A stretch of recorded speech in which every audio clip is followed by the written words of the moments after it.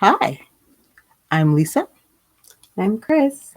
and we usually say at this point the name of our podcast. Let me tell you, she usually says the name of the podcast because I don't like the name of the podcast, so I always let her say Anyway, it. we've come up with a name, and we really want to hear what you guys think. Yes, Crystal came up with a name, but I really liked it too. I was like, oh, that's a good one. So tell them, Chris. So we're thinking about two of Skeins, which Ah, I like very much. And I yeah, feel like it's got like some logo branding possibilities I think so that too. I'm very excited about. So for the next few weeks, We're gonna you know be, what's funny? Very close to our home, there's this business that sells like marble countertops and stuff, yes, and you yes. can buy like marble and granite slabs from them. And when we first moved here, they kept changing their name. At one point, they were counterfeit, they were counterculture, they were all kinds of different. It was counterfeit, FIT, not FEIT. Yeah. And eventually they went out of business and they were sold to someone else who has had the same name for quite some time. But we're always joking that they probably went out of business because they couldn't keep a name. And I was like, they should just call themselves Johnson and Sons, even if there was no Johnson and no Sons, because they just needed a name. Mm-hmm. So I'm hoping that this name will stick and we'll for real have a name now. Yes. We'll see. So welcome to Two of Wands, episode 51. How'd you just say the name wrong? Oh, You said Two of Wands. Two of Skeins, episode 51. This is our first time doing it, okay? Okay, as you get to know me, you will find that the first time I do anything, it's not that great. And here two we of are Skeins. with the Foolish Behind podcast again. Again. Well, the rest of it's going to be good. The rest of it's going to be good. So, before we get into everything, I'm wearing my top. This is Nemphila, like wearing it. I love this. It's only thing. missing a few beads. Yeah, but look, you can see the sparkle. You can look, especially I don't think they can see the sparkle because it's like below. No, on this arm, no, that arm, this arm, this arm's completely like beaded. The back's completely beaded. You should put it on backwards. I know, right? I just have like this small section up here to bead still, but every end is woven in. And look, if you haven't tried knitting or crocheting something in cumulus, you know what? I should have asked you to wear your cumulus thing. One podcast. Mine, it's like a long sleeve sweater. We don't have the air conditioner running because you can't have it running well because the air conditioner is like right there, yeah. And you wouldn't be able to hear us. So even we haven't been running the air conditioner for a while because it's cooler now, but it's still not like cool in here because upstairs is always hotter. So I couldn't wear that sweater right But now. When the weather changes, we'll have to do it because I'd love for you guys to see cumulus knitted and crocheted. But it's a very nice yarn. I like it very, very much. You didn't tell me how comfortable it is. Oh my God, it's so... I love it next to the skin. If you are a sensitive person, this is so next to the skin soft that I just told Crystal before we started, I'm throwing out a polycotton t-shirt because this is all I want to wear. And wait, let me turn this way. You can see my beads just a sparkling. But anyway, this is the Nemphila tee from Neuro 20 magazine. That magazine was really good to me. I made 2 things out of it, so I'm very happy. And this is her. Oh, and I have a picture so you can see her full length. Because if I stand up, I'm pretty sure I'm going to knock something over. Mm-hmm. I'm working on my mirror selfie game. It's still not that great, but I will get better at it. I asked Crystal to take a picture of it later, and I can put it up on social media. But that's my Nemphila, guys. I'm loving it. So would you like to go first with your project, or shall I go with mine? It doesn't matter. All right, I wrote you down first. So you go. Okay. So I'm starting my super shrug finally. And I decided, if you watched last week, I decided I was going to do individual squares, which is something I haven't done before. So I'm not entirely sure what comes next. But I wanted to do the squares because my yarn is like ridiculously low contrast. And I thought having big swaths of color would make it much more useful. Oh, you're gonna show the picture again? Yeah, I can show the picture again. Okay, fine. Yeah, that's how it turned out to That's really look. A black and white. That is a picture of 4 different colors of yarn, just so we're clear what we're showing you. Only you can't tell. Nope.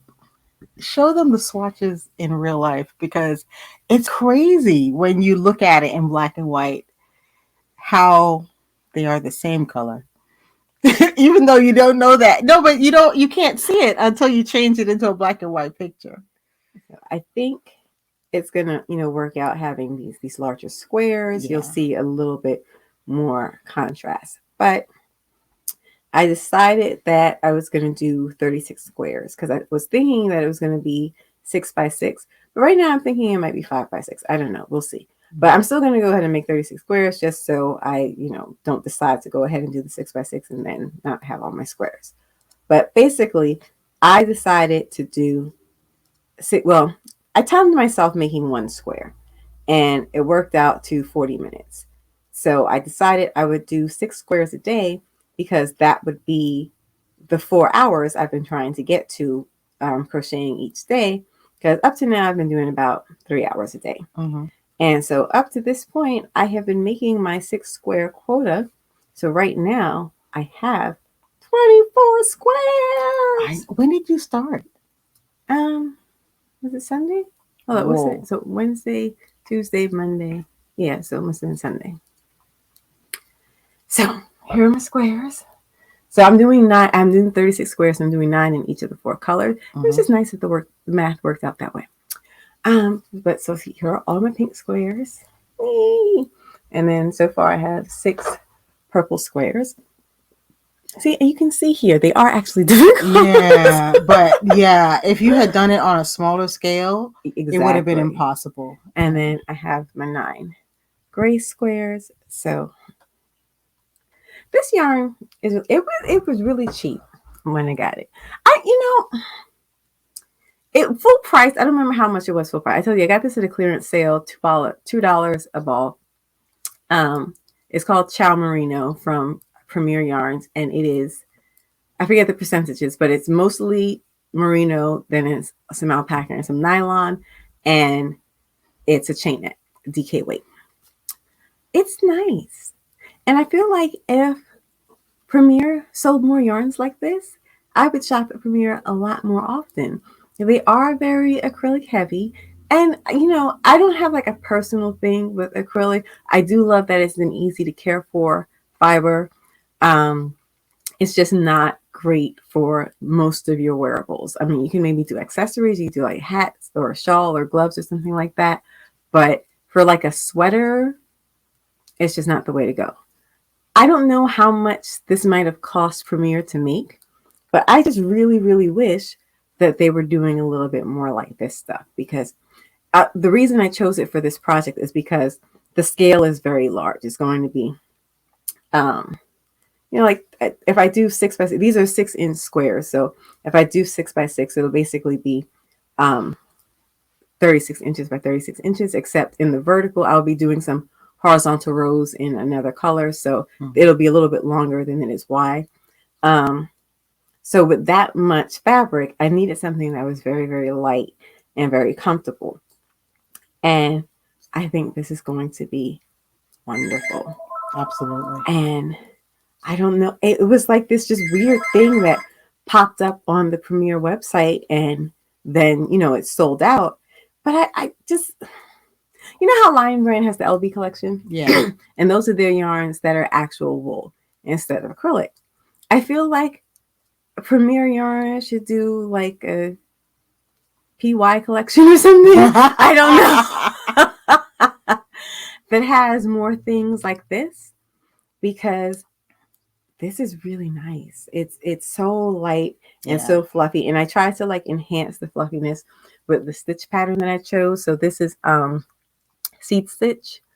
So it's alternating singles and doubles, and in subsequent rows you single and you doubles and you double and you single, and it's just a super simple way to get a textured pattern.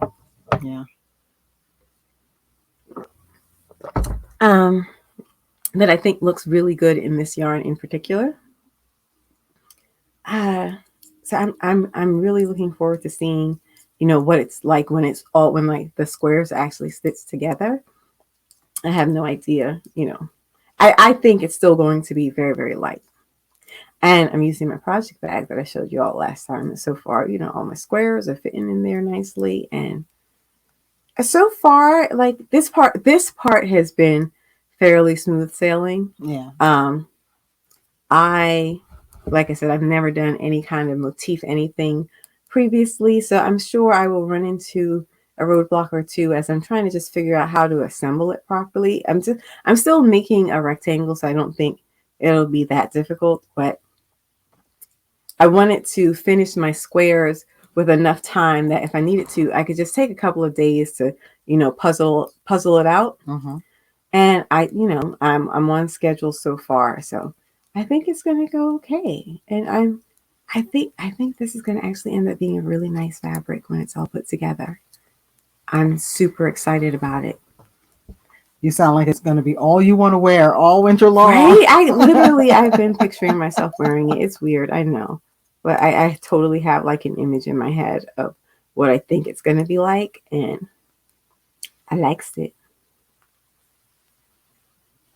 So I'm still like, pretty much in the beginning stages, but right now I have 24 of my 36 squares. So I've just been, trucking along, and it's going really well. It's TV stitching. It's very simple. And I have been watching quite a bit of television while I make it. Yes. And it's going really well. How are you planning to join them? So I think I'm going to do a single crochet. This is what I'm thinking right now. Mm-hmm. Single crochet join, but on the right side, so I get those ridges. I want it to be visible stitching. Oh, okay. So it'll be almost like a window pane plaid sort of thing. Kind of like that. Yeah. That sounds really, really great. I just think that I love the way you can take, even when you're working from a pattern, this is going to look absolutely nothing like the cover picture of that cocoons. Well, all I took from that pattern were the dimensions. Okay. It was length and width, because I'm not using their stitch pattern. They did kind of like a wave pattern, and they use some back loop only stitches. So there's kind of like a raised texture to it. And it's all, it's monochromatic. It's all done in one color. So all I took was their dimensions, but I'm doing multicolors. I'm doing it motif style. I'm doing a different stitch pattern. So I pretty much made it my own. Yeah. But I think that's the really cool part. I think a lot of people kind of get stuck in the vision that they saw. So I think it's great to be able to just say, okay, yes, I like that shape, but I want to do this instead. I swear, like, if I just had like a book of schematics that showed me shapes and dimensions of things, I could work from that like indefinitely. And honestly, I feel like there are knitting books like that. Yeah. That just tell you what shapes to make and kind of like some general proportions or something. And so I think I will be, exploring some of those kinds of books. But right now I haven't had to like really reach for a resource to find my next make, because I have a queue. Yeah. I have a queue, and I have been kind of slowly but surely, emphasis on the slowly, working my queue. Well, none of this stuff is fast, okay? I wish there was such a thing as machine crochet, because honey, you'd be turning that crank. Huh? Are you done? Yeah, I think. Yeah. I'm sure there's something we'll be like, oh, I forgot to say that. What? But I'm gonna have to take a picture of your stack of. You should see her stack of squares. It's kind of amazing. I'm so excited that it's just been going to plan so far, and because I've never done motif, because I see people doing motif work, and sometimes people will assemble these like really beautiful blankets, and I love how they come out, but they use these really small pieces and so many of them. And when I think about the process of seaming it, I like mentally shut down. So I just wanted to make sure this didn't feel like something that was going to go on for a really, really long time. And so far, I'm getting through it. You know, working at DK weight helps. So far, I'm getting through it at a nice little clip. Well, while I luxuriated in finally finishing my Nemphila, I had promised my niece, Rachael, our niece, Rachael, that I would do a little vest for her. She got into sweater vests for some reason. Yeah. She's all about the sweater vest right now. So I actually got that started, but now I'm at an inconvenient place to stop and talk. Yeah, I'm just get to the end of my row. I got about 8 stitches left. Okay, if you're gonna stitch on the podcast, you have to bring something that doesn't, distract you. I know. I'm like, I only got a couple of stitches. But so she had some definite requirements. She wanted it to be a very simple vest, and she wanted it specifically to be navy blue because she wanted to be able to wear it to school because she wears a uniform. I'm like, okay, no problem. We can do that. And she wanted the type of vest that opens down the middle, that opens down the front. Oh, I didn't know that part. Yeah. Okay. Yeah, I have a zip front sweater vest like that, and I love it. I've had that thing for its voting age now. I've had it a long time. So I was like, okay. And since she wanted such a simple vest, I was like, there's no need to look for a pattern for that. I have my Knitter's Handybook of patterns, and one of the types of patterns it includes is vests. So I was like, all right, I'll just make one of these. But just like Crystal was saying, this book gives you a chart basically that has a number of gauges and the number of stitches you can cast on and the general outline of how to make a specific thing. So just having that information and schematic, I can make Rachael the plain little vest that she wants. So I started the back. I did a swatch, of course, and when I measured my swatch, I found that I was getting about 4 stitches to the inch, 4.04 to be exact, if you really want to know. So I'm calling it 4 stitches to the inch. And I had some yarn on hand that was fingering weight, but I don't like doing garments in fingering weight. So I doubled it and I made something closer to a light worsted or a DK.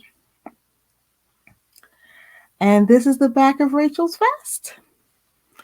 So what this thing does for you is that it kind of gives you a shortcut. So I'm going to make it a V-neck. It's telling me how I'm going to make that V-neck. It's already sized out, so I don't have to figure out, what size to make it. So I started the back. And you know what? Tiny sweaters go so much faster than larger sweaters.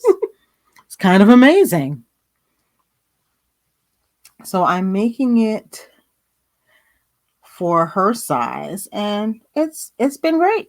I'm using Ultra Wool Fine from Barocco, which is a superwash wool that can be washed in the washing machine, and you should run it through the dryer. And you know how superwash will stretch sometimes? That will tighten things right back up. So you don't have it like stretching into the beyond.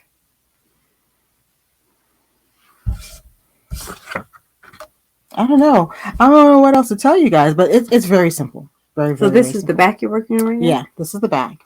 And what yarn are you using? I was just saying Ultra Wool. Oh, and hook size, needle size. So what I did was I started it on a 4.5 millimeter just to do the ribbing. And that's the ribbing down there. I did a 1x1 rib, and I'm working the rest of it on a 5 millimeter needle. So I'm working to a worsted gauge. I think it's going to be very cute. I think so too. And I want to fancy it up some kind of way, but I'm sticking to the brief. When you're making for somebody else, no mission creep. No mission creep. You got to make it to their specifications. So I think it's going to be super cute, though. I'm really happy with it. And I only had to do 2 swatches. So So let me hip you guys to the game. Now, I generally do a good size swatch. Do I have my swatch here with me? No, I think it's downstairs. So I did a 6 by, let's say a 6 by 6 swatch. It was approximately 6 by 6. But that was not the first swatch. The first swatch I did was like 10 stitches because I just wanted to see what how the fabric would be a little bit, so I could figure out what needle sizes to use. So I started with a smaller needle, and I was like, no, I know I don't want to. It came out pretty bulletproofish on that 4 millimeter or 4.5 millimeter needle. So I was like, all right. And when I moved up to the 5 millimeter needle, it was great. But I did that on just 10 stitches because I just wanted to see if it would be too holey or too tight. And then once I found my needle size that way, that's when I went ahead and did my regular size swatch. So if you're not working from a traditional pattern, say, how do you decide how many stitches to cast on? Well, I know that if I'm working at a worsted gauge, but it's going to be somewhere usually between 4.5 or 4 stitches to the inch to 5 stitches to the inch. So I said, all right, casting on 30 stitches should give me about 6 inches. And that's what I did because I knew I wanted my swatch to be at least 6 inches wide. And how do you want this to fit? Close fit, relaxed, loose? I'm making it a relaxed fit, so I'm giving her 2 inches of ease. Okay. Also, she's growing, so it'll make it last probably till next year. So she'll have 2 inches to grow into. Now, my only concern was the length. Now, Rachel's about his average height. So I'm thinking that the schematic length will be fine, but we tend to have longer torsos. I was just about to say, I think she has a long torso. Yeah, so I asked her mom to measure the length for me, and that way I can make it, a good length for her. But that's what we're doing. That's what we're up to. I'm making a tiny vest, and Crystal's making a cocoon. I'm like so excited. So what does our list say we're talking about next? Well, I wanted to throw out a question to our subscribers. What are you guys working on? What patterns are you excited about for this fall, winter? If you're making garments, what garments are you making? What kind of things are you making? Are y'all making pumpkins? I keep seeing all these crochet pumpkins on YouTube, and I'm not gonna lie, they're cute. I'm tempted. I'm not gonna do it. What you think about it, right? Yeah, when I see it bunched together in like a tableau, yeah, I'm like, ooh. And I'll confess, when we go to the craft store and they have knitted or crocheted pumpkins, I always want them. So yeah, what are you guys making? So let us know in the comments. I'm gonna pin that question in the comments. Let us know. I'm so curious. What patterns are you guys excited about? So, Cryss. So I was trolling those Twitter streets because that's where I hang out, and I saw a little tweet by Hunter Hammersen. Right? She is really trying to, I don't know, Accommodate. Accommodate. Yes, that's a good phrase. She's trying to accommodate people because there's an accessibility discussion going on right now, both for size and for price. So her plan is to, and I'm going to actually give you guys a link to the article on her. There it is. Her website is called Tiny Nonsense. I love the title of her website, Tiny Nonsense. So she wants to do something she's calling community supported patterns. So basically, she is going to create a model where you can pay what you can on each pattern. And you can decide that you are going to contribute that pattern to the community bank, so to speak. And someone who can't afford to pay, she'll create a limited number of free coupons that other people have sponsored to, and she will match that with some that she contributes herself to, to create the same number contributed and that she produced, so that these things will be available, these patterns will be available. Now, she didn't acknowledge that there could be some issues with this because, according to her, she gets a lot of nasty notes from people who feel that patterns should be free or super cheap. I don't understand that. I don't understand it either. How does that make money for the designer? That's part of the issue because designers need to eat, and making patterns costs money.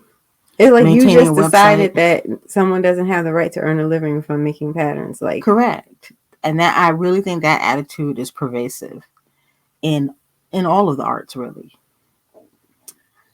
But so she said one of the issues that she knows will come up is that people are going to share the free code because that has been an issue in knitting world. And you know what? I don't really follow like other crafts where there are patterns, so I don't know if that's really an issue. So if any of you guys do needlepoint or sew or whatever else where you buy patterns, do you find that that is an issue that people are sharing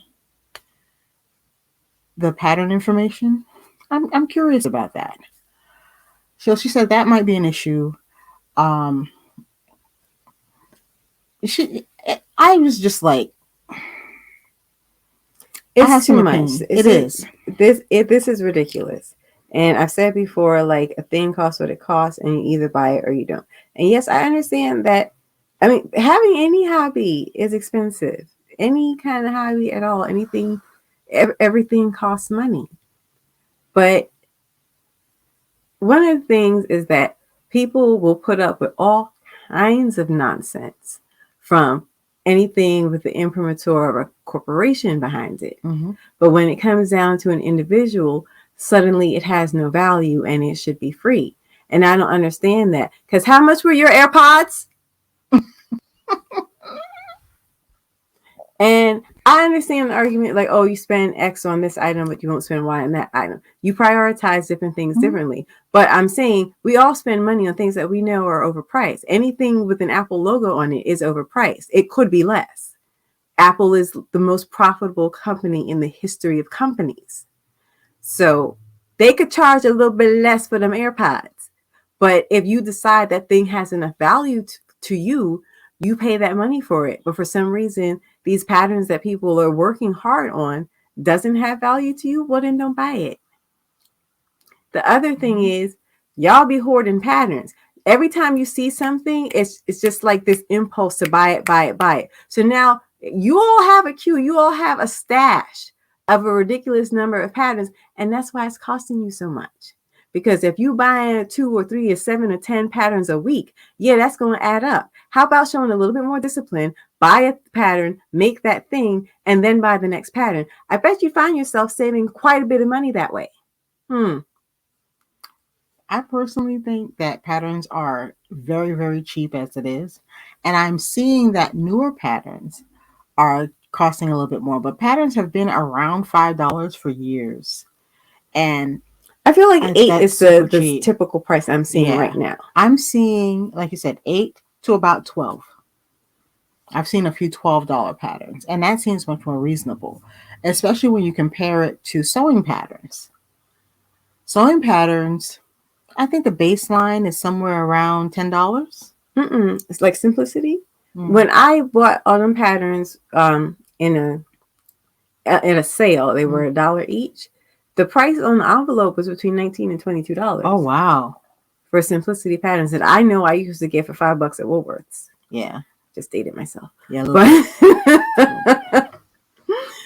But no, sewing patterns are way more expensive. And people have talked about that sewing patterns. Yeah. Sewing pattern designers are able to charge higher prices than knitting pattern designers, and that people think there should be a little bit more parity. Absolutely, because it doesn't take any less work. No, it sure don't. It doesn't take any less work. And for some reason, the knitting patterns come with this assumption that there will be some sort of customer support for this pattern in perpetuity. So 20 years from now, you're still supposed to be answering questions about this one pattern. I told you, I think last week I saw someone on Facebook say that she's retiring from knitwear design because her hands, she can't knit. So she's making all the patterns in her pattern store free because she's no longer providing any support for that. Honestly, I haven't sewn in a long time, but when I was sewing, there was nowhere for me to contact the designer of a particular pattern to find out how to do something. I would have to either figure it out from the very sparse instructions or have another resource available, a book or another person who sewed who could explain it to me or what have you. But sewing pattern instructions are kind of like a prank. They're really just messing with you. But they expect you to know how to sew. How dare they? Yeah, they expect you to know how to sew. So they'll say, okay, install the zipper sometimes. I know, right? They're like, okay, install the zipper. Or like I saw sewing instructions that said, and do a French seam. I was like, what now? But you have other resources you can go to and find out what a French seam is. And nowadays it's so much easier. My gosh. But I think honestly, there is some misogyny and some privilege involved in the pricing of knitting patterns because people tend to devalue women's work, and that goes for both men and women. So the knitting world is a world that's primarily female. There are more men coming in now or who have been quietly making their presence known now. But the work that women do tends to be undervalued, even by other women. And I think that's why there's so much fear and trepidation with charging a livable wage, charging a livable price. There's a lot, though, built into this because it's also about people, like I said, people are like hoarding these patterns because they all want to jump on a trend. And knitting is very trend driven for reasons that I don't entirely understand, for something that you would think allows for a lot of customization. Mm-hmm. Like you making exactly the thing you want, instead of like going to a department store and the colors that are in that season, that's what you're going to find. The styles that are in that season, that's what you're going to find. But if you're knitting or you're crocheting, you can make anything from any era, from any style, and any color. But still, it seems to be largely governed by trends. So when a new pattern comes out and it seems like it's popular, everyone wants to jump on it, whether or not they think they'll actually make it, whether or not they think they'll actually wear it, whether or not they actually like it. Because there's this, it's the FOMO, right? Right. And once you realize that you're buying a lot of patterns, that's when it starts to strike you that, wait, this is getting really expensive. Right. But that's on you. Like, you don't have to buy. Most of us don't have the discipline to just buy yarn or just buy a pattern one project at a time. Right. But what if you did? Or what if you exercise a little bit more of that, or exercise some limits? Like what I had to do for a wool walk, I bought one yarn in each store and I made something with that. I had to make my budget work for that event. I didn't go to any store and say, well, sell me yarn for less because I'm broke. I didn't. I and I'm not gonna lie, I was a little self-conscious. Like the first store I went to, I bought one ball of yarn for $8. And I know this is a big sales event for these stores. And I was like, oh, I'm only kicking in $8. But, I had to think about my budget. And when you are shopping, you have to think about your budget. The designer doesn't. Exactly. And that's not on the designer. That's on you. Thing. We put so much on the designer. And I'm like, but wait a minute. So after selling you this pattern for $5 or $6 or $7, by the way, you can't go see a movie for that right now. Ciao. Last time I went to a movie was $16. But on top of providing you a pattern in a large array of sizes, possible. And you know what? I'll tell you the truth. I had to learn how to work on patterns myself because coming up, patterns were not sized for me. And that's the thing. Period. That's a whole other conversation about size inclusivity that we could get into if you want, but I have some thoughts there too. But yeah, you have to bring a little bit of your own knowledge to the table because the designer can't do everything for you, including making you able to afford the pattern. Yeah. Like, wait, what? Now, it is great when they offer you different suggestions, but personally, I think that they should describe exactly what kind of yarn they used, and that should be enough to guide you because like I said, sometimes the yarn they use is simply not available anymore. So telling you the weight, how much yarn was in the skein, how much yardage But if you was tell from that someone the weight. yarn, they're more than welcome to look up the ball band and get that information. That is true. But like I said, if it's really something that's discontinued, it might be very difficult to find. So I would at least give people that information because that really informs your yarn choice. But as a designer, I would not expect the designer to give me several different alternatives by name because yarns come and go. Yarns, and am I supposed to keep updating that list in perpetuity? But of course.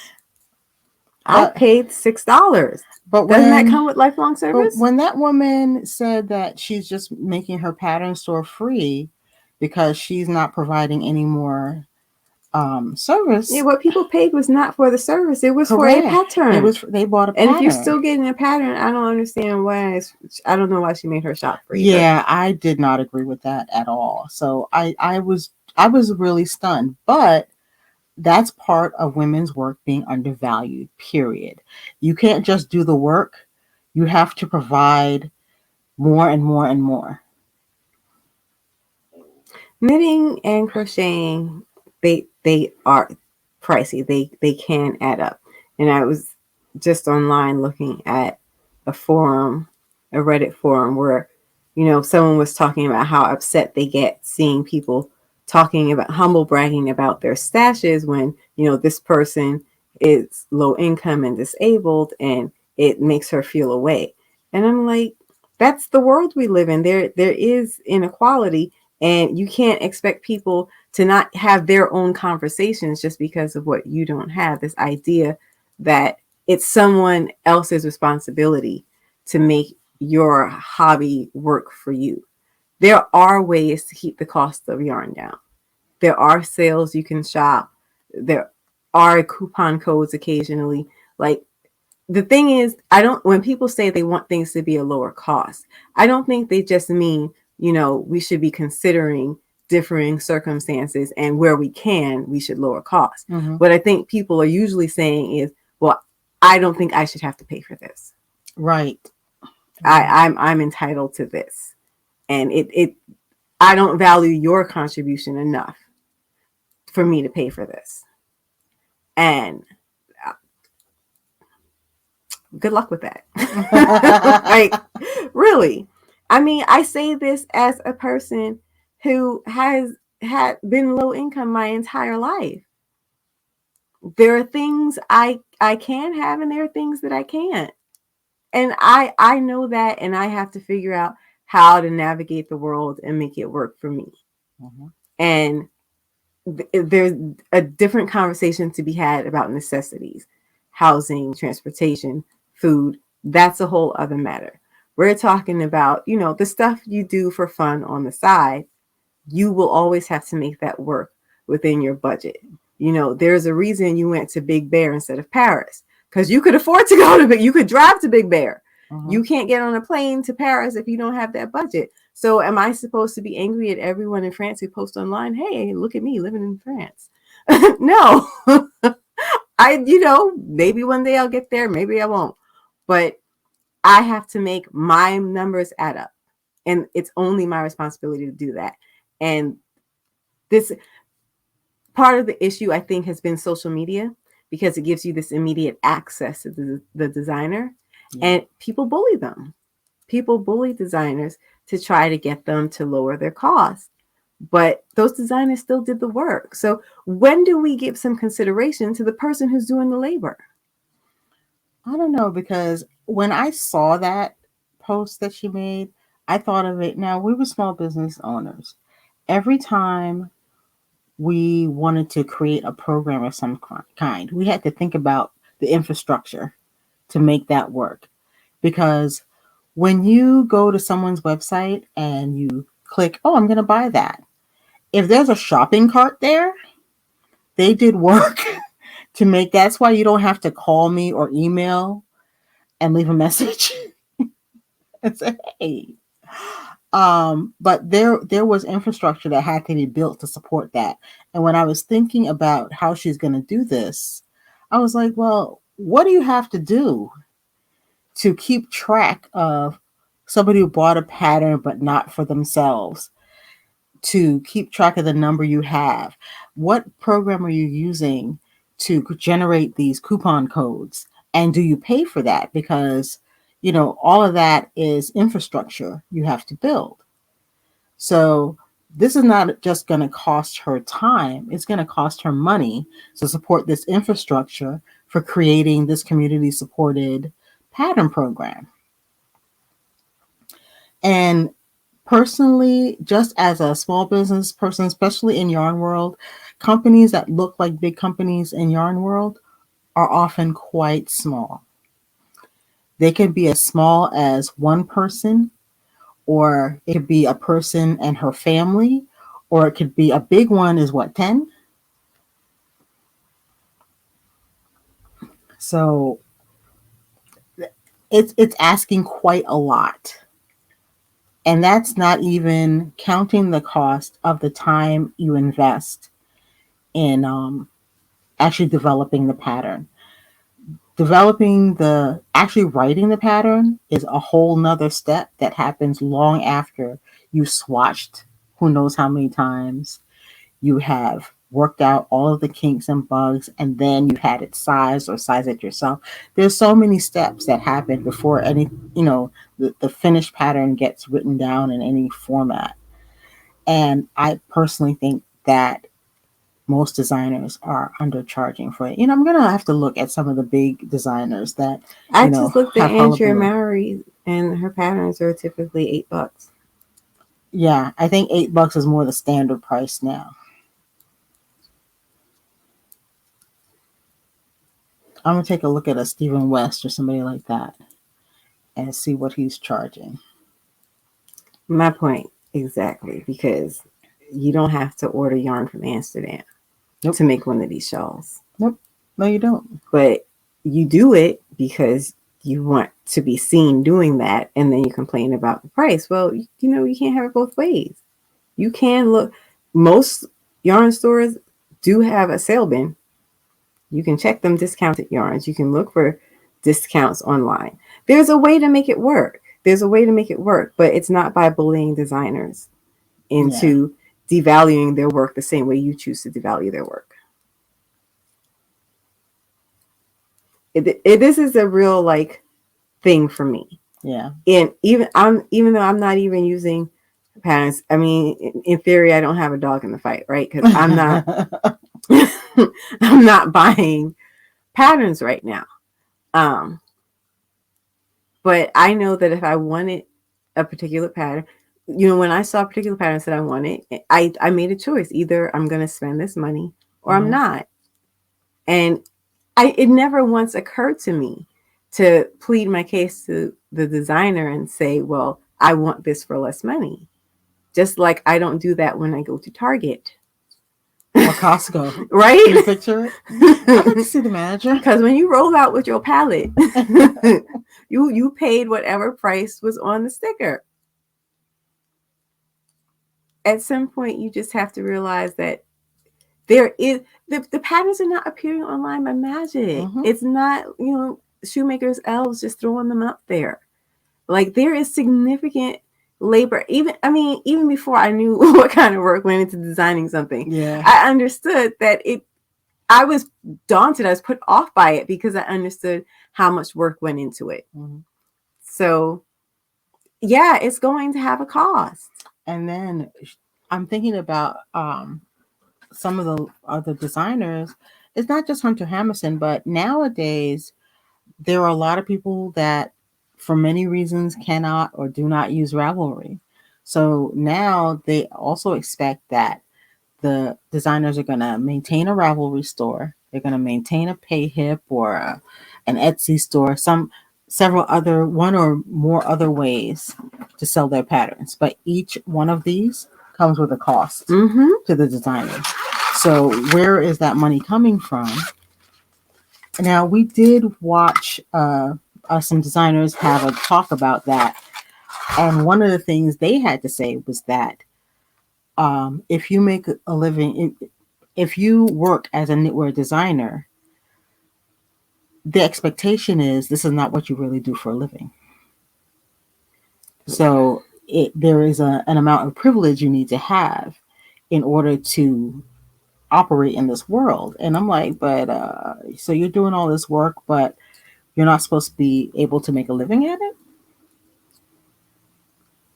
And my question again, is it because primarily women are doing it? I don't understand. I don't know.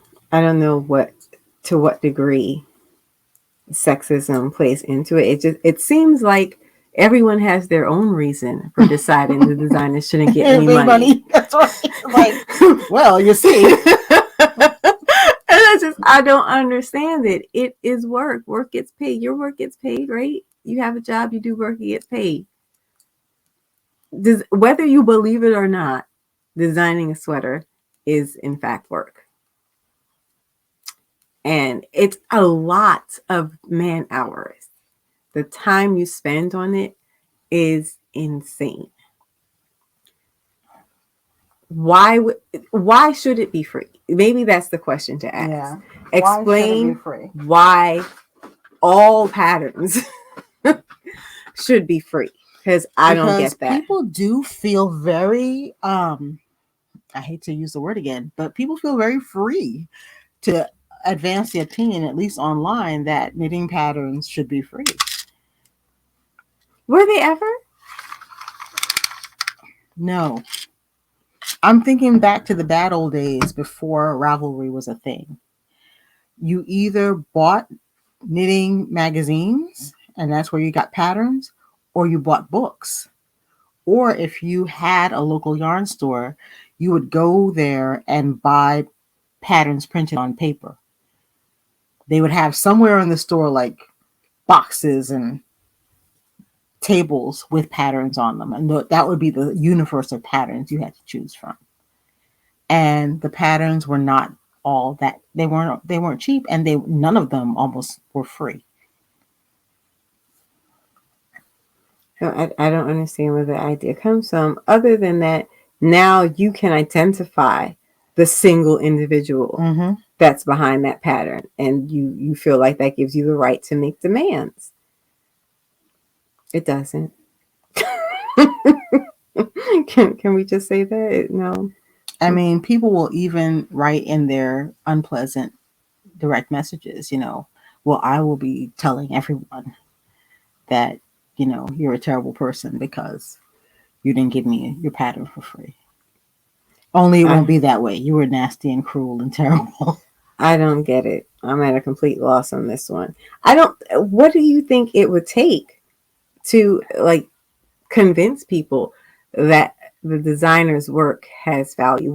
What needs to change in, public discourse so that there's less of this? Now, I'm very aware of it in knitting world, but crocheters, do you guys hear a lot about this too in crochet world?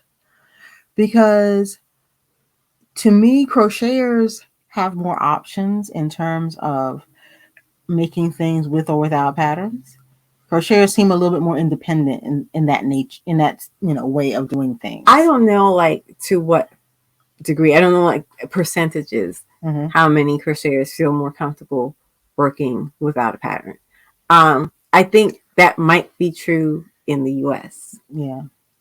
I feel like knitting and crochet in general tends to be a tradition that's passed on generationally. But it hasn't lasted in some places the way it has in others. Like, so like Scandinavian countries, people are really making them sweaters because they cold. But, if you live in a place where you can be climate controlled all the time, it's not as much of a priority to you to really like make a warm woolen sweater. So I think industrialization has meant different things in different places. Yeah. So in some places, that tradition might still hold, and a lot of people are hand making and they're relying more on like their family and community than they are on, purchasing patterns. I think it might be a little bit different here in the US. I wonder about that. If anyone's watching internationally, do let us know. But I don't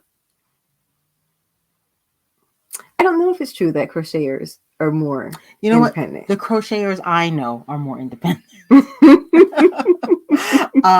But the knitters I know are not.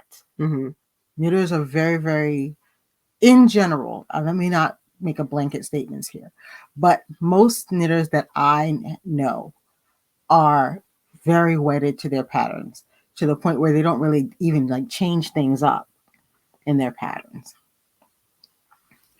And I think the pattern becomes, very, very, very important if that's how you're working. And I mentioned that before, that if you allow yourself to be entirely dependent on a pattern, so it's not just, oh, I like this thing and I want to make it, but it's like, I can't make anything without a pattern. If you let that become your circumstance, then all of a sudden it seems a lot more vital to you to get the pattern for as little as possible. And I'm just like, some of the shortfall you do have to make up on your own. I don't know. Stop bullying these designers, though. How about that? Yeah, I agree wholeheartedly. The bullying really needs to stop, because, I'm not a designer, but as a shop owner, I've had a couple of very unpleasant emails from people, and I know what it can be like. Now, I've only had I wouldn't even say a handful, a couple really, but I can only imagine if you're such a public person that it's a lot of people often. The price is the price. And I think the designers need to be a little bit more courageous too, and do what they need to do and go, well, you may not be my customer because I am not Louis Vuitton's customer. And when you are like really dependent on social media for your marketing, you can become very fearful of having a lot of negativity about your brand on social media. So you do feel pressure to try to appease people. And I think people are taking advantage of that. Yeah. They're taking advantage of the fact that a single tweet or Instagram post can go viral and have adverse impact on a particular person's brand. Especially when your brand is this big, really. In the grand, in the grand scheme of things. And you're looking to figure out how to pay the oil bill for the winter. So yeah. But I think that's the other thing we need to remember. These are people just like us trying to figure out how to pay the oil bill for the winter. So yeah. Anyway, that was what we were thinking about, because when I saw that tweet, I was really rather shocked. The price is the price. And they're doing the work, and people who work should get paid. That's where we both are. I think we agree on that.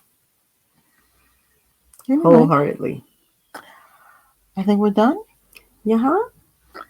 Thanks for joining us. Hope you stayed to the end. Have a great week, and we'll see you next time. Stay stitching. Stay stitching.